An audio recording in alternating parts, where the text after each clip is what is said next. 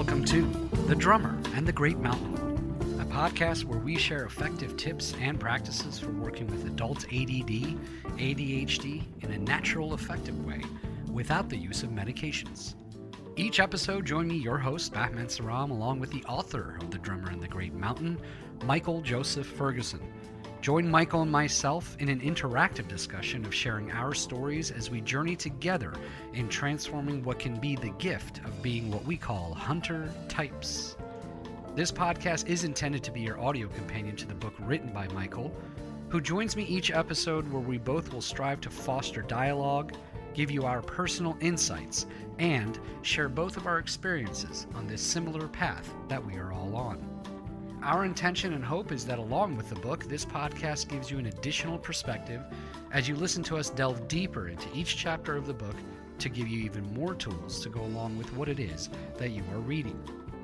Visit us at drummerandthegreatmountain.com to purchase the book and look for more tools, tips, and updates, as well as giving us feedback on this podcast. Join our growing global community of creative types, entrepreneurs, and out-of-the-box thinkers on our shared journey. Welcome to The Drummer and the Great Mountain podcast.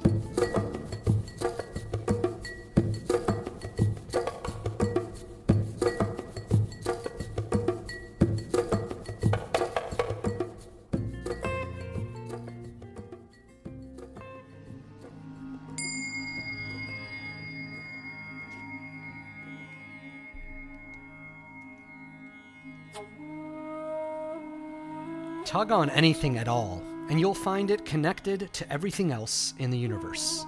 A quote from John Mayer, quoted in the book, the Guidebook to Transforming Adult ADD, ADHD, in Chapter 8 covering spirituality. This is the audio companion to the Guidebook of The Drummer and the Great Mountain, and we join you here each week to delve into and give you stories and make you feel connected to your community of what we call hunter types. In today's conversation with Michael, we get into a few topics covering really what should be thought of as mindfulness, which you'll hear us kind of allude to over and over. And we'll cover it in these three main acts. You're going to hear us talk about spirituality and mindfulness. Michael will take you into some really wonderful basic meditation practices for those that don't have a practice. And they really follow along with what's in the book. So literally, if you're reading this chapter and listening to this podcast, you're going to have two very powerful tools on your meditation practice as a hunter type.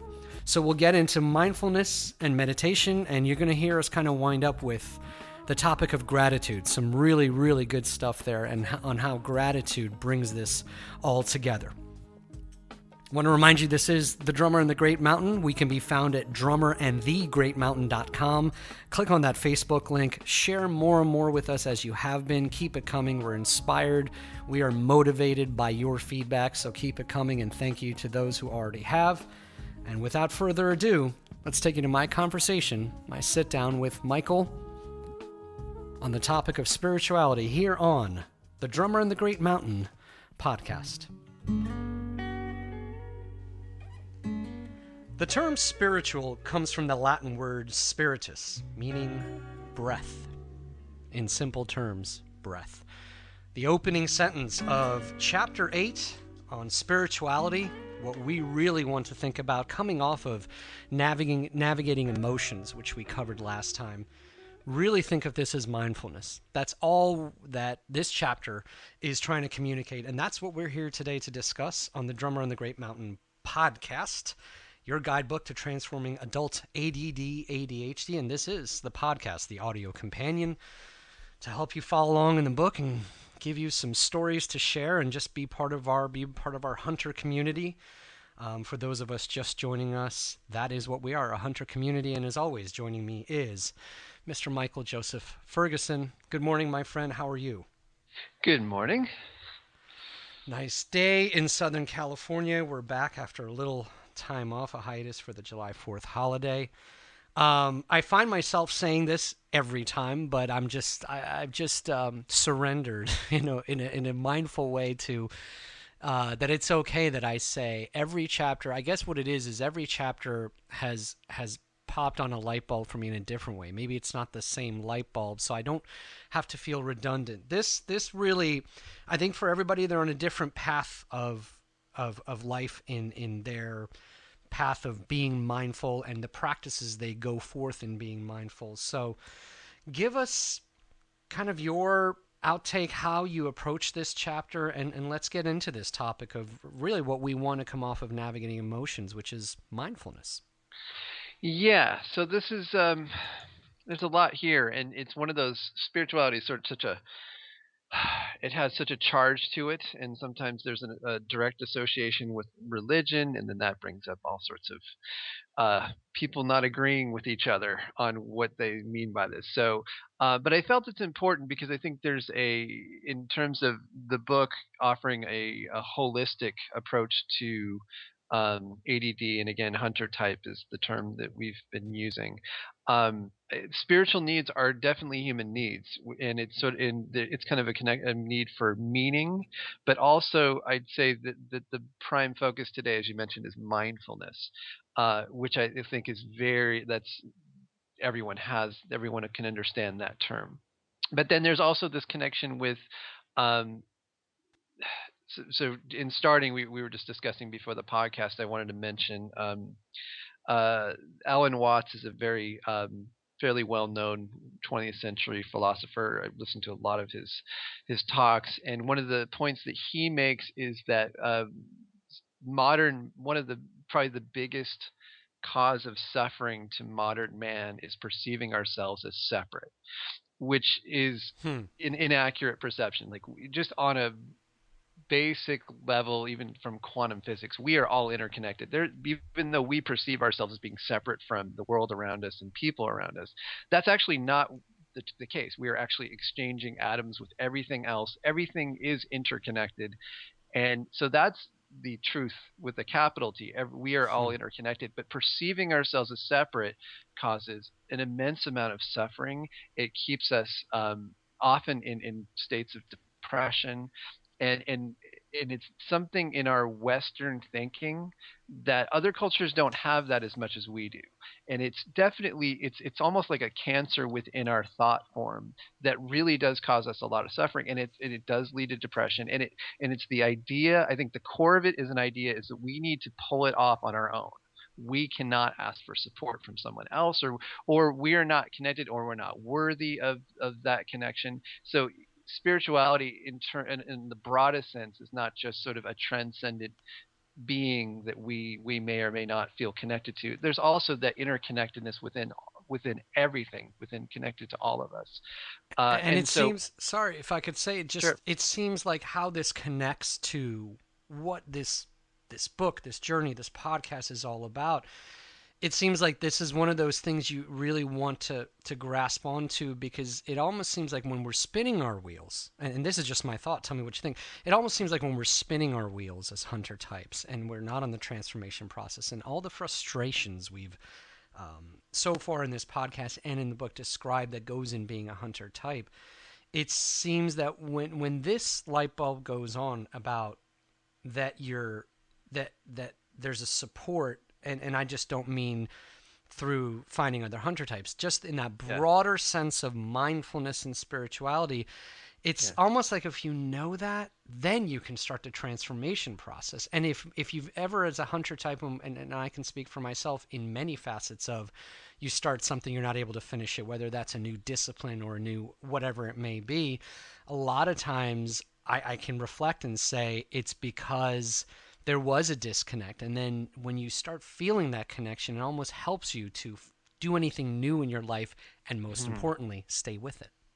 that's it exactly. And so yeah, that's precisely it. And so, in terms of quote unquote spiritual practice, that is whatever you do personally that gets you into a space of feeling more connected, because that place of feeling completely disconnected is the worst suffering usually a human being can go through.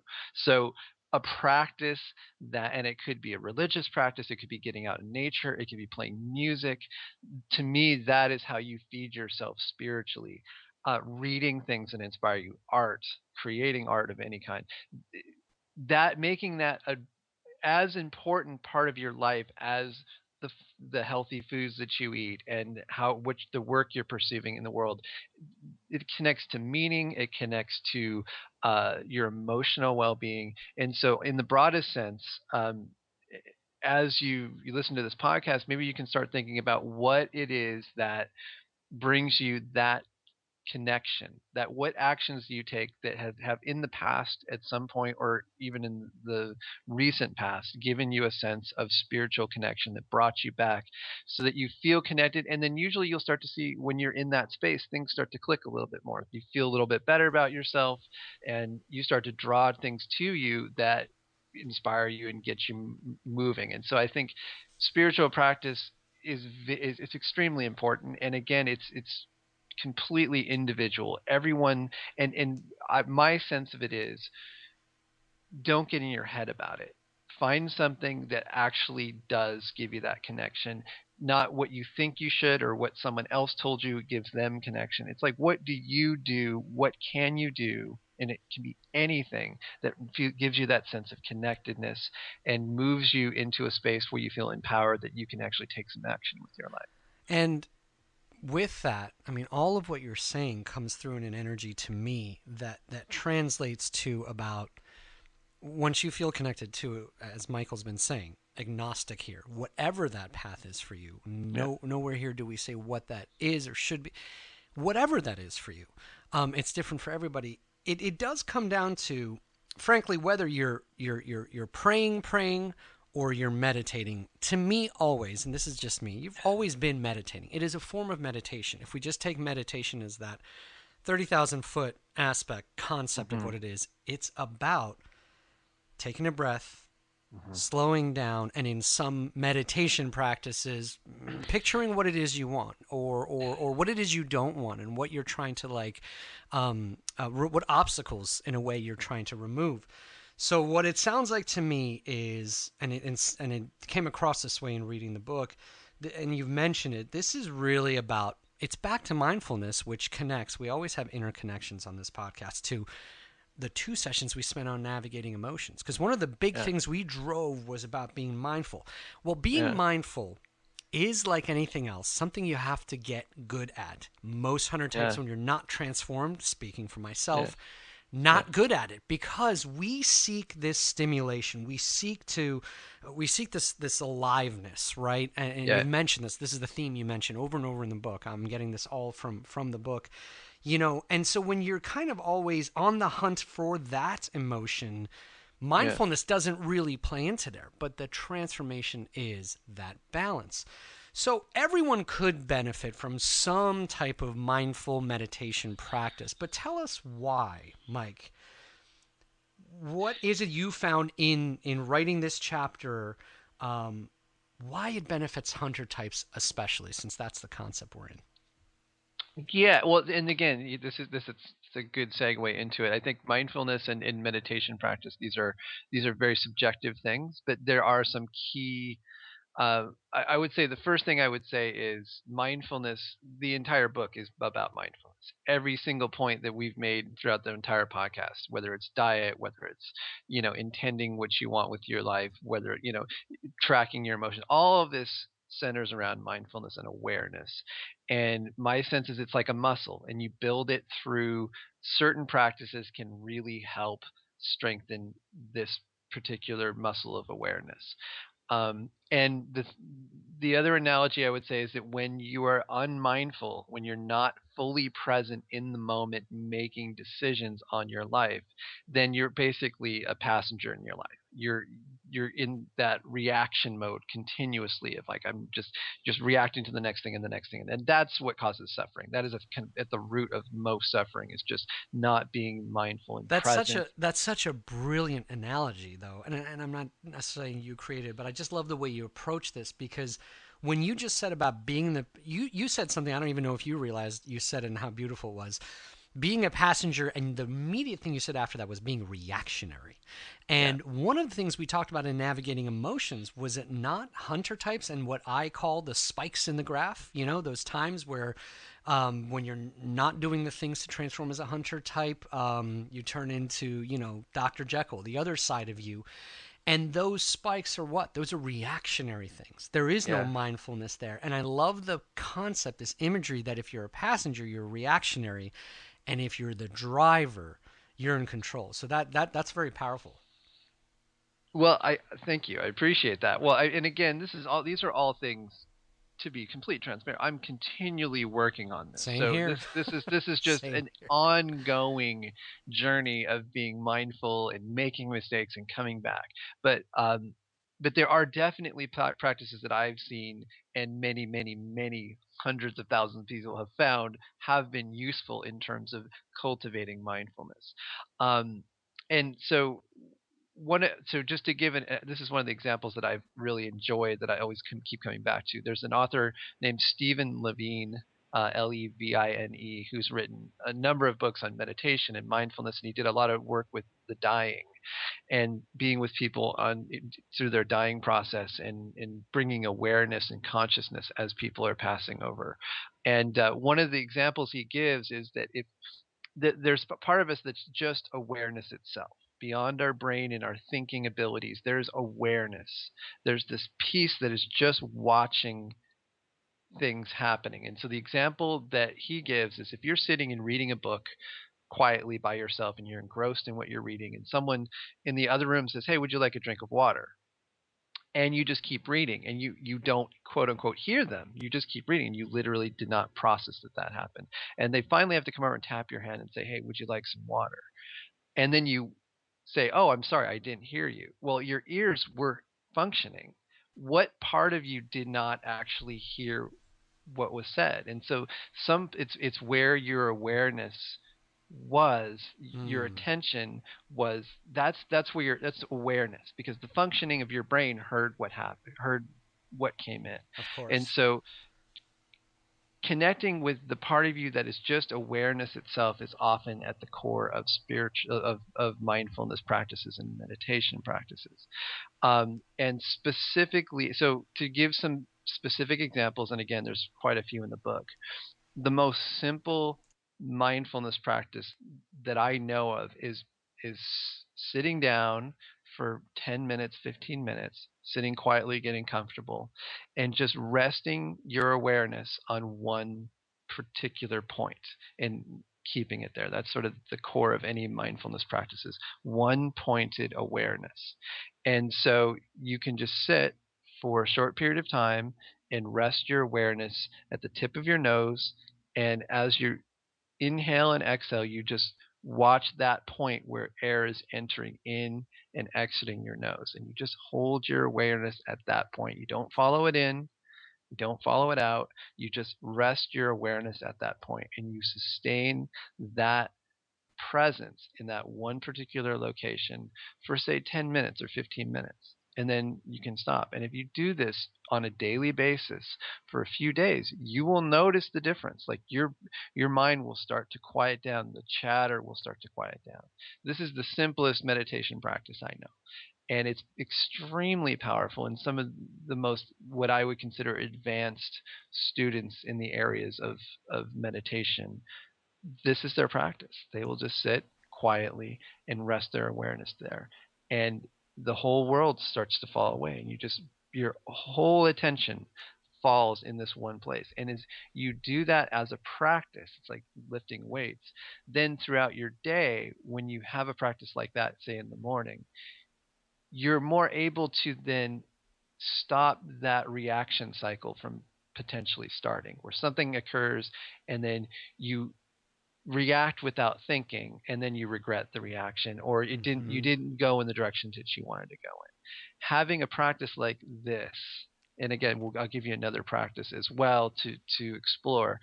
These are the type of basic and extremely powerful meditation practices that I suggest anyone who's a hunter type, and pretty much anyone, everyone should have some kind of meditation practice that maybe they do in the morning for even just 15 minutes or 10 minutes or half an hour or longer. Some people say, "Oh, do an hour." I say start with 15 minutes.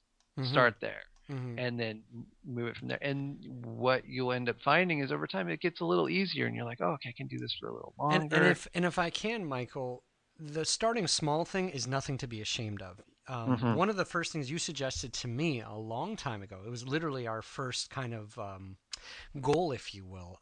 You had me, and I did it, an iPhone reminder. Yes. I should say a smartphone, your smartphone of choice reminder. Um, and my reminder the first month said 5 minutes. I know it's Yeah. 5:30 a.m., but literally the Yeah. reminder title was 5 minutes of meditation. I had to start small. If you're a hunter type like me, a real hunter type that for a long time has kind of gone unchecked as hunter type, Yeah. doing something routinely for 5 minutes is at first a challenge. So Michael says 15 minutes. I'm sharing my personal. Start with 5. Work your way to 10, work your way to 15, and watch the magic happen.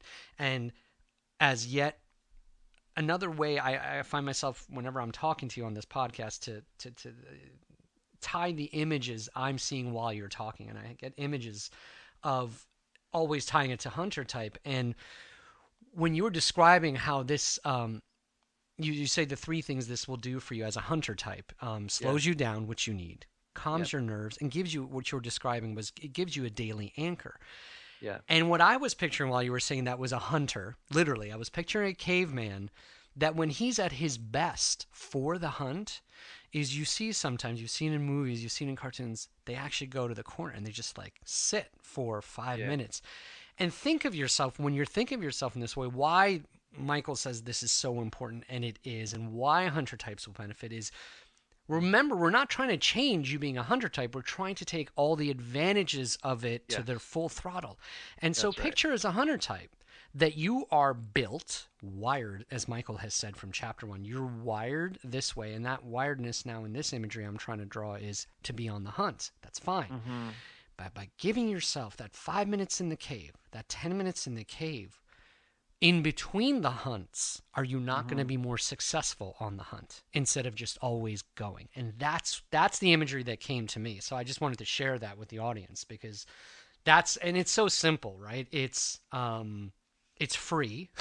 Yes. Right? There's no one is saying go get this, go do. It's literally free, and it's about being present. Every spiritual practice of Eastern Mm-hmm. medicine type, and this is a holistic book, and we're trying Mm-hmm. to get away from the medication route for anything, including hunter type. They all talk about be in the now, be Mm-hmm. present. Well, that's easier said than done when you're a hunter type. So give yourself the gift of meditation in any way whatsoever to give yourself that presence. From that, Michael, there is a tie here to self discipline, isn't there? Yeah, and so this is, I mean, I would have to say for me, once I started going through in my 20s, starting to really research um, personal empowerment and just in looking for role models, I definitely looked to a lot of people who were advanced in their spiritual practice, and I'm talking like even monks from many different traditions, people that had pretty much devoted their life to, they just pretty much let everything else go and just said, "This is my one focus." And there was a piece also about contributing and giving back, and I just saw these people as being very advanced in who they were.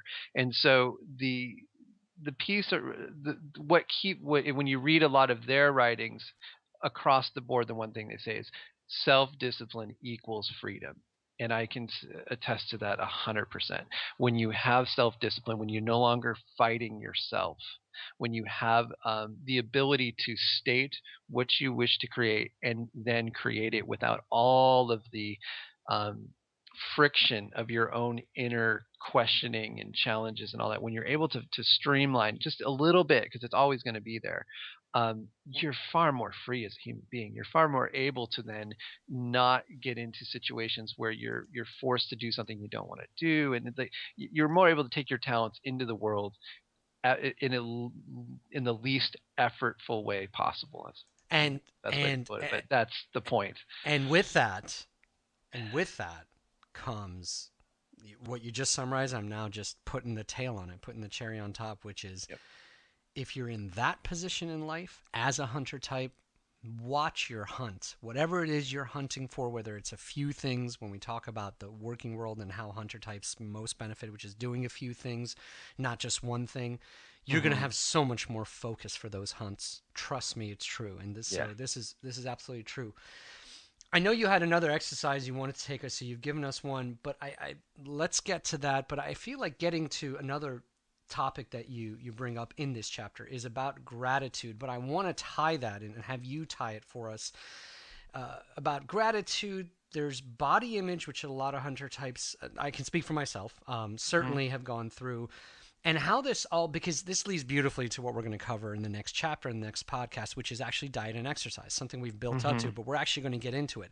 But as the predecessor, tell us about eating mindfulness, eating mindfully, which is a form of meditation. Really, I can Hmm. grant you that, Definitely. and gratitude, and how gratitude is the next step, and how that ties to eating mindfully.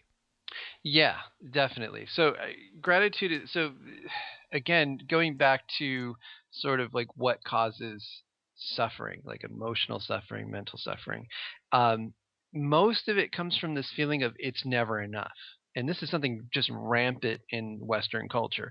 It's this through being bombarded with commercial imagery. It's like you're not good enough. It's never enough. You need more. You need more. When you're in that state and mental state of craving, constantly thinking about the next thing and the next thing, it's just pure suffering. It's just either whether low level or high level. And so the anecdote to I need more, craving, craving, craving, is the simple practice of gratitude. It really, this is the anecdote. When you actually sit and you think about, here are the things that I have now in this moment. I'm grateful for my health. I'm grateful that I'm actually alive and I'm experiencing life. I'm grateful for, it could be just people in your life. If I can sit with anyone and I don't care what physical ailments you have or whatever. There's pieces that you can be grateful for, that when you bring your mind towards, this is what I'm grateful for, it stops that cycle of craving, even if just for a moment. And so the practice of gratitude is so extremely powerful. In fact, they've done medical studies where they've had people do this practice every day where they list what they're grateful for, and they watched their lives transform and their well-being transform just through this simple practice. So I think it's very, very important to note it. So, and the person I really reference from this is that there's a man named Brother Stendhal Rost, who's I think he's definitely a Catholic monk, but he's very kind of, he connects with many different religions. He's very ecumenical. And there's a really good talk, a TED talk called "The Power of Gratitude." Highly recommend watching. It's very inspiring. No matter what your belief system is, it kind of transcends that. It's very much worth the search. But basically the practices, and I encourage this. I do this myself, and I encourage anyone else to do this as well as part of their daily practice, perhaps connecting it in with the end of your meditation practice in the morning, is just list mentally or on a piece of paper 5, 10, 15 items that you feel grateful for in this moment about your life. And again, if it's tough in the beginning, push through it. And it could just be, I'm grateful that I can breathe air. I'm grateful that I have fresh water to drink. I'm grateful for people in my life. I'm grateful that I have certain talents. I'm grateful for something that I've done in the past that when I think about it, it inspires me. Anything that you can note gratitude on, then, as you mentioned, bringing it to eating. So before you sit down and you eat a meal, bringing awareness to, I am now eating right now. This is what's happening in this moment. I'm not thinking about the TV or whatever. I'm stopping my life for a second and I'm looking down at this plate of food and I'm grateful that I have food to eat, because there are many hundreds of thousands of people in the world that don't have enough to eat. That's the reality. So just to bring your awareness to this moment, and as you're eating your food, is so powerful in, one, transforming food addictions that you may be having, as well as just having that be an anchor and a reminder for you during the day to bring mindfulness back into your life. So if you're scattered and you got all this stuff going on, you're sitting down to eat. Well, this is one anchor that you know you're going to have at least 2 or 3 times every day as a meal, to sit down and stop, take a breath, and find both gratitude and mindfulness in that moment. And then if you use those times during your day, again, breakfast, lunch, dinner, or however you structure your eating throughout the day, stop, take a breath, and use that as your anchor point towards cultivating more mindfulness within your whole day. When you have those anchors, then you're just like you're building from one to the next, and you know that it will just constantly be cycling throughout the day. And so this is one place in your life where you can anchor all of your um, mindfulness practices. You can just anchor it to when you eat your food every day. I'd be remiss if I didn't share, but I was struggling whether I should because I was worried it would get a bit emotional, but I'll do my best because I think this is important. One of the things I for sure have struggled with in my life is food addiction. There's no ifs, ands, or buts. Never really addicted to anything else in life. But late in life, I realized this is real. And for people who don't think it's real, you just haven't experienced it. It is like any other addiction. You try to get off it, it makes you feel good. There's all the cycles of addiction definitely have been there. Now, there's reasons for everybody. For me, it was reasons growing up, fleeing a country during a revolution, which had a lot of ties into food and comfort.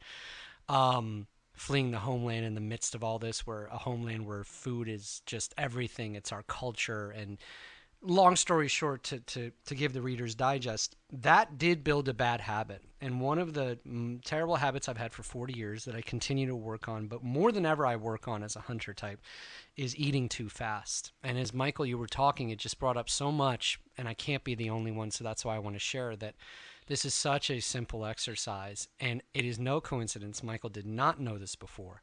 Over the last 2 weeks with my 2-year-old, I have literally started this practice. And the reason I had to start it with him is children are sponges, and they are copycats at this age.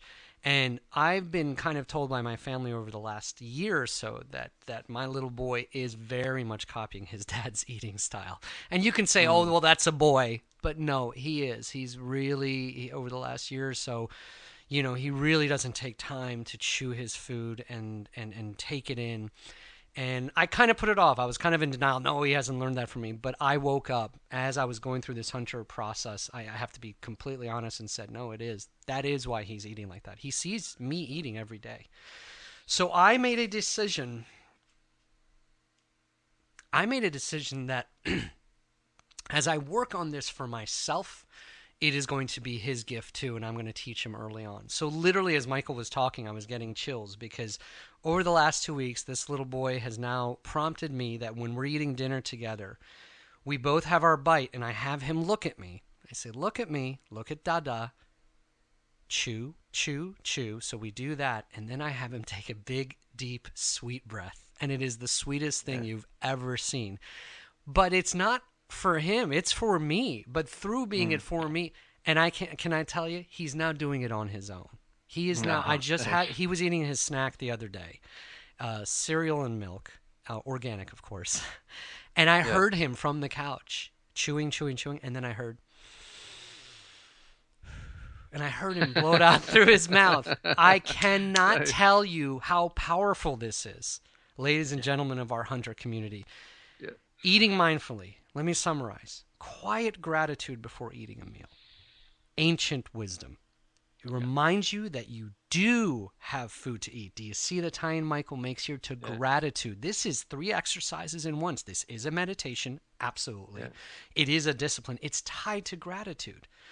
Michael states, I am eating and I am aware that I am eating. This is your eating mantra. You want a mantra? You don't have to go anywhere to pick out a mantra. This is your eating mantra. This can break cycles of food addiction, which a lot of hunter types I know definitely have in some way. And it's doing the last thing I love, Michael, which you say. This is actually making you make a commitment on 3 branches. You're making a commitment to yourself. You're making a commitment to the transformation process. And if you have anybody you care for in this life, you're making a commitment to them. Yeah. Oh, that's beautiful. Yeah, thank you so much for sharing that. Yeah. It's no coincidence. And I mean, literally over the last 2 weeks, this has been it. And guess what? Guess what I'm doing in essence? I am teaching my son about meditation. This is really what this is in the end. He's learning to take a time out. So I had to share that because it's so powerful. to wrap up for the day, I know you had another, which you mentioned in the book, and I Yes. highly encourage for those with the book, if you've already read over this chapter, go back to this.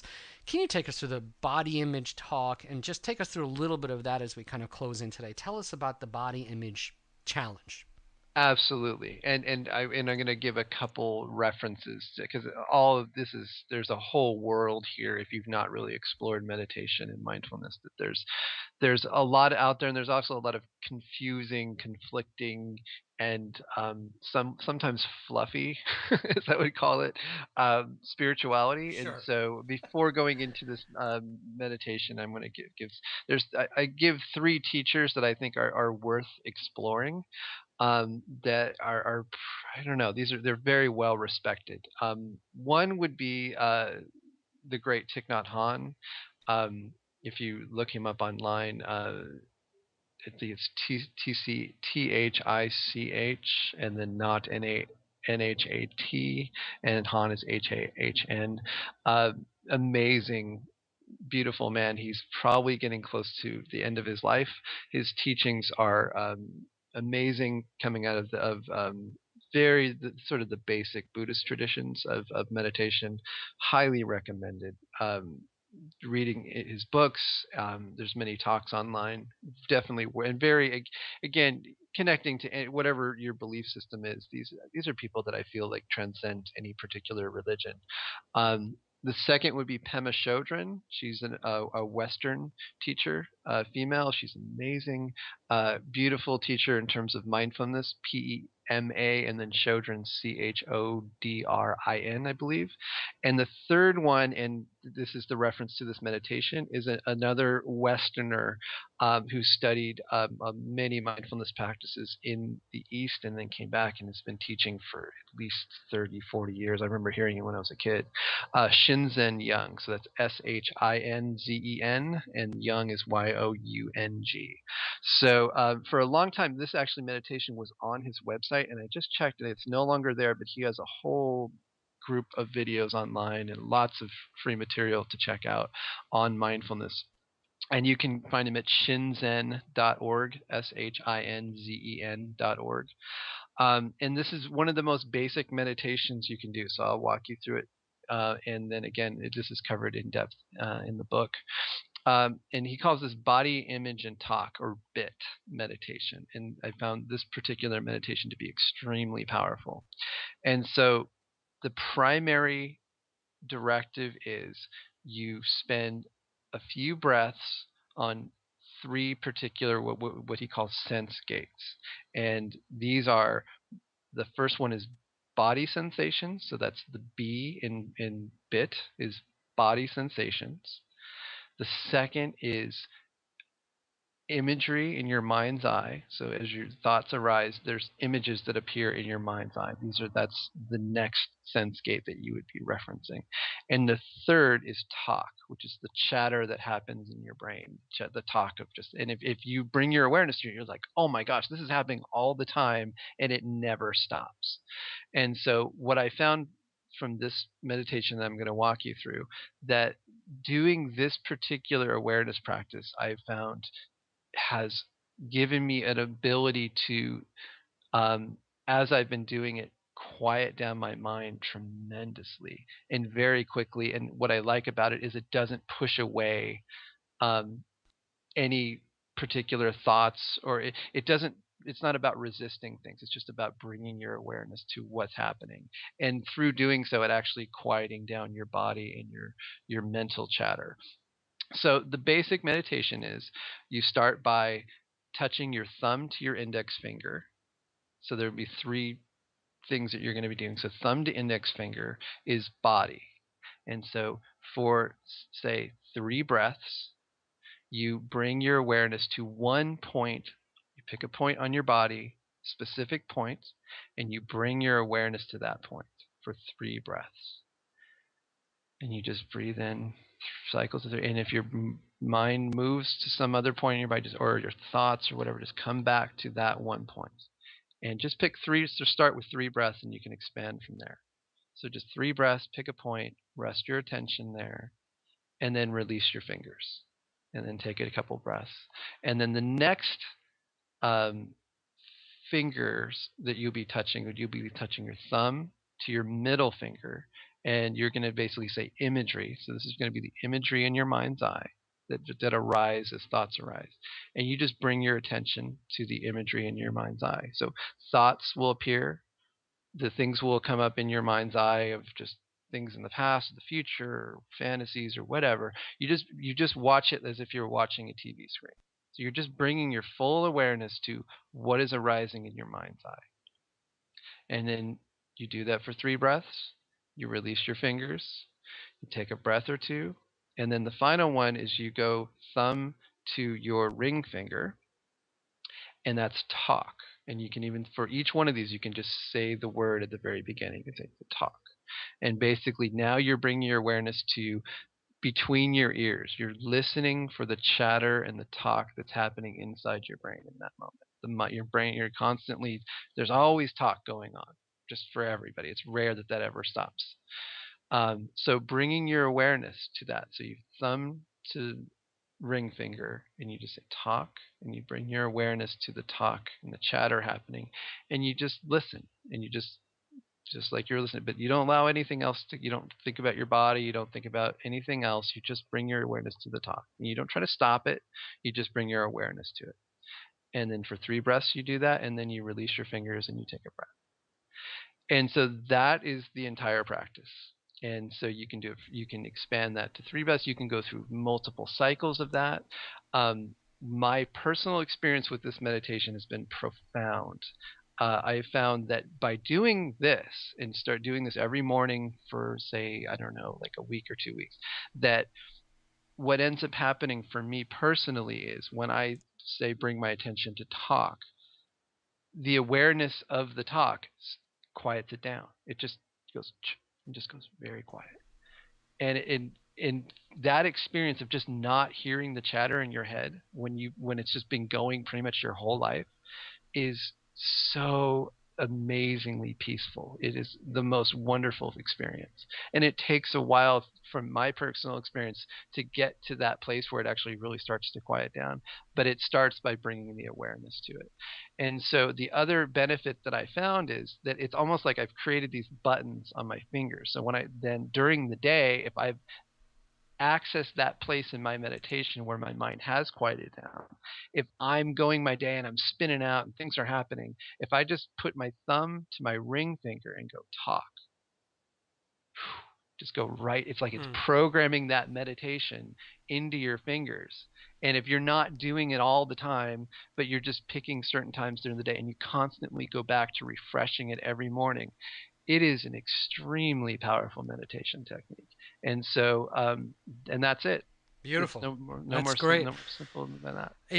I love the way you approached it. I mean, you literally, I think, gave our audience something they can replay on a daily basis. I think the way Michael approached that, you can literally replay this portion. Excuse me. In the book, this is on page 184. So page 184 is where you can see the written version of what Michael just gave you in this body image talk practice. And it's really beautiful. And remember, this combined with eating mindfully are literally 2 homework assignments. So we're always kind of lately been coming away with assignments. Your journaling, your money day for what it is you want to do as a hunter type, all that has been in the background and you've been processing that. Now let's add this. Everyone, if you don't have some kind of way to just sit and be quiet and do something as a discipline, i.e. meditation, this is your chance. Come with us on this journey. Join us here in Chapter 8 and really dive in, because this you will actually see will become a foundation, as Michael said. It's really an anchor. This has been yet another absolutely amazing podcast to have with you, my friend. I just want to remind people who may be new, who may be just joining our hunter community here on this podcast. This is the audio companion to The Drummer and the Great Mountain. You can find us on drummerandthegreatmountain.com. Please click on that Facebook link in the upper right corner. We've been getting tremendous feedback. I say it every week because it's growing. Thank you for the feedback. Thank you for the comments. and sharing some of your stories, some of which we're going to, in some way or another, have up soon, because you're going to start to see the community is growing, and we're just grateful and thankful for that. So drummerandthegreatmountain.com is where it all starts. Click on Facebook. Check us out on Twitter for the latest feeds on what may be going on and what events may be coming up surrounding this book by Michael. And continue to really give us your feedback and give us your stories and share. I do want to do a teaser, as I always do, that this is a beautiful thing. If you do get on this journey with us this week on finding this practice, we are going to be leading right into a very big chapter on diet and exercise, and really starting to bring this all together with exercise and diet, which is something we've been kind of working up to. Anything to wrap up on your end on this beautiful day, my friend? No, other than just extreme gratitude for you and all that you've been contributing to the podcast. And I just want to give another plug for your music, which is amazing. Check out it, which is you hear at the beginning and the end of each podcast. It's B Violin, B as in boy, bviolin.com. Thank you, my friend. Yes, it's been a great journey, and also, as you stated, I'm really grateful for the feedback that we've been getting. It's definitely keeps us going and inspired to continue to share, and we'll be more than likely planning some events here soon, so Yes. Please stay tuned. Absolutely. And I have to emphasize again on the sharing part. For me personally, it's the sharing is what keeps me going and so motivated to get on here on a very early Saturday every week with Michael to do this for our community. It's what you're sharing personally. Those of you who have shared literally how you're going through the chapters, where you are in the chapters, and where you are in your life with this process, that's my motivation. Yes. And just we're both in absolute gratitude for it. So thank you for joining us on this hunter journey once again. We've covered spirituality, i.e. mindfulness today. Looking forward to discussing exercise and diet next time. And as always, please take care of yourselves and your health. Be well.